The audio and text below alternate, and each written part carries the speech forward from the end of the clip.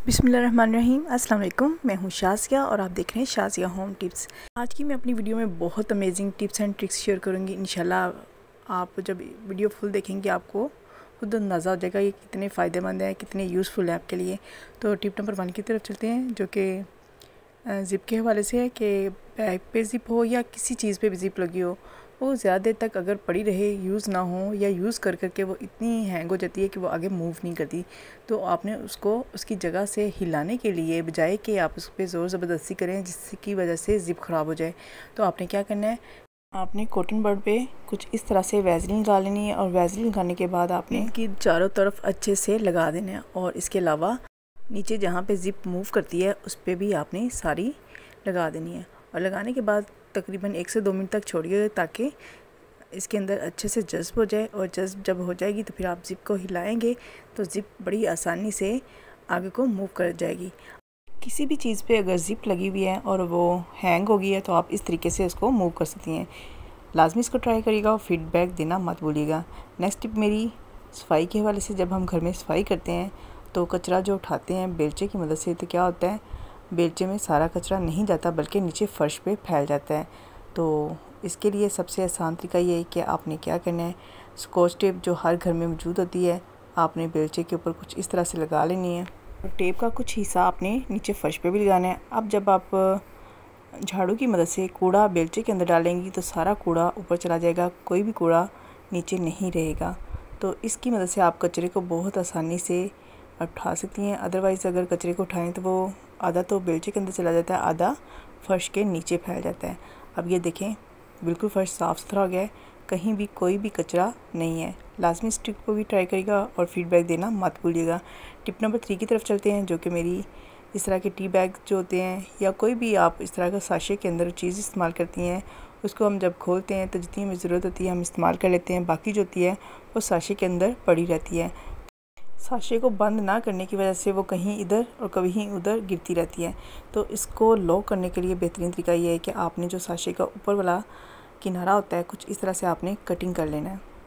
मैं अभी आपके सामने कटिंग करती हूँ। आपने भी इतना सा पीस काट लेना है और इस पीस को काटने के बाद आपने साशे को कुछ इस तरह से ऊपर से फोल्ड कर देना है। और फोल्ड करने के बाद इसी पीस को जो अभी हमने कटिंग किया है इसके ऊपर कुछ इस तरह से रैप कर देना है। अब क्या होगा, जो साशे के अंदर मटेरियल होगा वो नीचे नहीं गिरेगा बल्कि हमारे साशे जो है वो सील हो गया है, बिल्कुल लॉक हो गया। अब इसको जैसे मर्ज़ी रखें, जैसे मर्ज़ी फेंकें, इसके अंदर जितना भी मटेरियल है वो ज़ाया नहीं जाएगा। आप लंबे अरसे तक इसके मटेरियल को इस्तेमाल कर सकती हैं। अगर आपको ये भी टिप पसंद आई है तो लाजमी चैनल को सब्सक्राइब भी कर दीजिएगा, बेल आइकन को क्लिक भी कर दीजिएगा ताकि आपको वीडियो के नोटिफिकेशन मिलते रहें और आप इस तरह नई नई चीज़ें सीखती रहें। नेक्स्ट टिप की तरफ चलते हैं, जो कि स्कॉच टेप के हवाले से है कि हम जब भी इसको इस्तेमाल करते हैं, इस्तेमाल करने के बाद इसके किनारे गुम हो जाते हैं। तो जब हम दोबारा इस्तेमाल करते हैं तो हमें मिलना मुश्किल हो जाती है।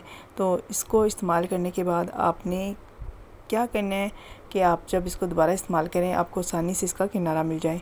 अब ये देखिए मैंने इसको कटिंग किया है और कटिंग करने के बाद दूसरा किनारा जब छोड़ा है तो वो बिल्कुल गायब हो गया है। तो इसको आपने वक्त बचाने के लिए क्या करना है, कुछ इस तरह से निकालना है और निकालने के बाद इस तरह से फोल्ड कर देना है। अब क्या होगा, जब भी आप इसको इस्तेमाल करना चाहेंगी इसको यहाँ से उतारेंगी, ओपन करेंगी और इस्तेमाल कर सकेंगी। इसके अलावा आप इसको एक और तरीके से भी सर्च कर सकती हैं। उसके लिए क्या करना है, आपने जो हेयर पिन होती है वो आपने कुछ इस तरह इस किनारे पे लगा देनी है।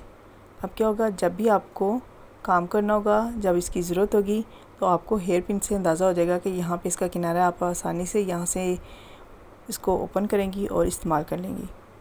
लास्ट में इस टिप को भी ट्राई करिएगा, फीडबैक देना मत भूलिएगा। नेक्स्ट टिप भी मेरी टूथपेस्ट के हवाले से है। हम जब टूथपेस्ट इस्तेमाल करते हैं, इस्तेमाल करते करते वो ख़त्म हो जाती है और जब ख़त्म हो जाती है तो हम पाकिस्तानी अवाम जो होती हैं उसको फेंकते नहीं है बल्कि हमारा जहन इसी तरफ होता है कि इसके अंदर अभी टूथपेस्ट है तो हमने इसके अंदर से इसको कैसे निकालना है। तो इसके निकालने के लिए बेहतरीन तरीका ये है कि आपने टूथपेस्ट को नीचे से कुछ इस तरह से फोल्ड करना है और फोल्ड करके आपने सारी टूथपेस्ट को ऊपर तक ले जाना है। ये तकरीबन तरीका हर घर में अपनाया जाता है, लेकिन क्या होता है हम फोल्ड करके इसको नीचे से वैसे ही छोड़ देते हैं। तो जब दोबारा इस्तेमाल करना होता है तो फिर दोबारा हमें यही एफ़र्ट करनी पड़ती है। तो इसके लिए बेहतरीन तरीका ये है कि आपने इस तरह के बाइंडर क्लिप जो कि मार्केट में हर साइज़ में आपको आसानी से मिल जाएंगे। ये मैं सबसे छोटा साइज़ ले रही हूँ और इसको ओपन करके कुछ इस तरह से इसके पीछे लगा देंगे। अब क्या होगा, जब भी आपको ज़रूरत होगी आप इसी तरह इसको पिक करेंगे और इसके अंदर टूथपेस्ट निकाल लेंगे और मज़ीद जब ये ख़त्म हो जाए तो इसको फोल्ड करके ऊपर करके दोबारा लगा देंगे।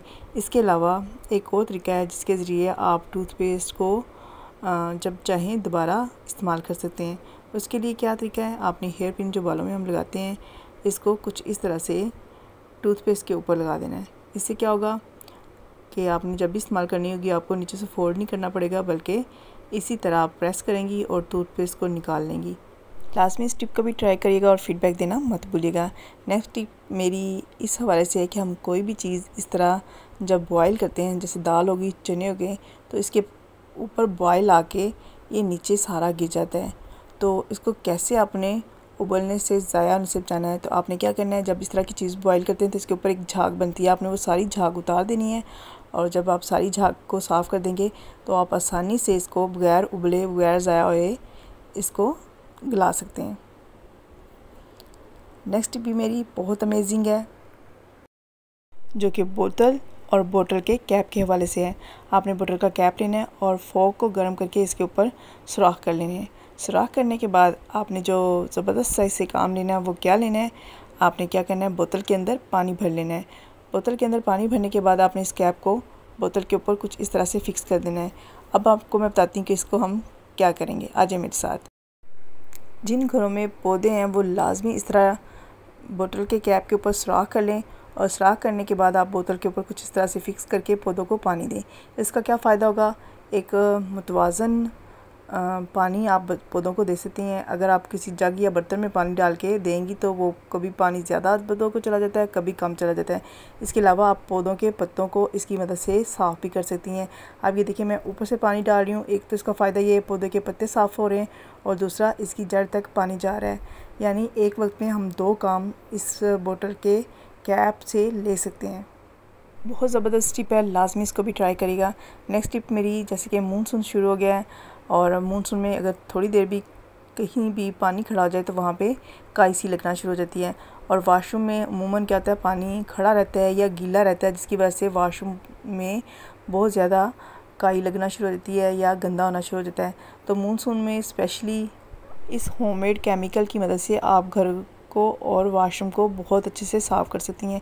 इससे आप वाशरूम भी चमका सकती हैं। इसके अलावा घर की जो टाइल्स हैं उन पे भी आप इसकी मदद से मोपिंग कर सकती हैं। इसके लिए मैंने क्या किया है, तकरीबन 1 कप के करीब पानी लिया है, 1 चम्मच इसमें सर्फ डाल लिया और 1 पैकेट मैंने इनो डाल दिया है। और इस तरह का तेज़ाब जो है मार्केट में आपको आसानी से मिल जाएगा। ये मैं 50 रुपये का लेके आई हूँ और इसमें इसके चंद कतरे डालेंगे। आप क्वांटिटी देख लीजिएगा 1 कप के अंदर मैं कितनी डाल रही हूँ।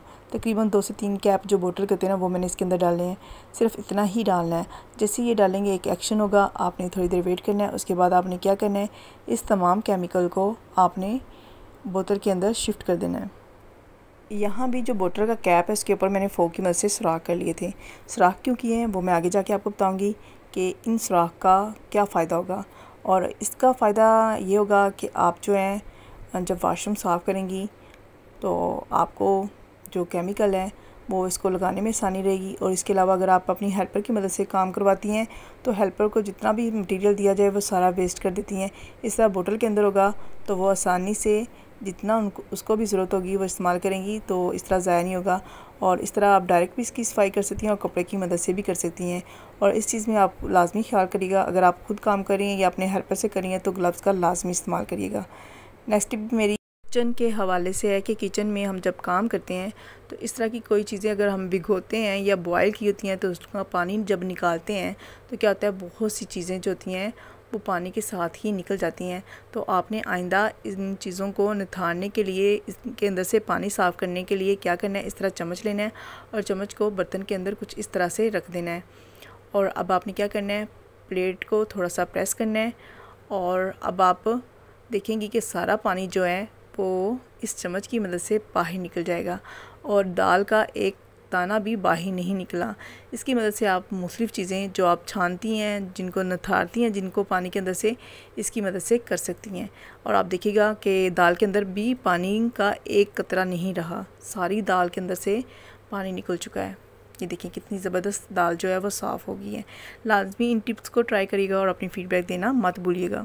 अगर वीडियो का कोई पार्ट भी आपको ज़रा सा भी अच्छा लगा है तो वीडियो को लाइक भी कर दें, कमेंट्स बॉक्स में अपनी फ़ीडबैक भी दें, फ्रेंड्स एंड फैमिली में शेयर भी करें और अगर चैनल पे नए हैं तो सब्सक्राइब करके बेल आइकन को क्लिक कर दें। अगली वीडियो तक टाटा बाय बाय।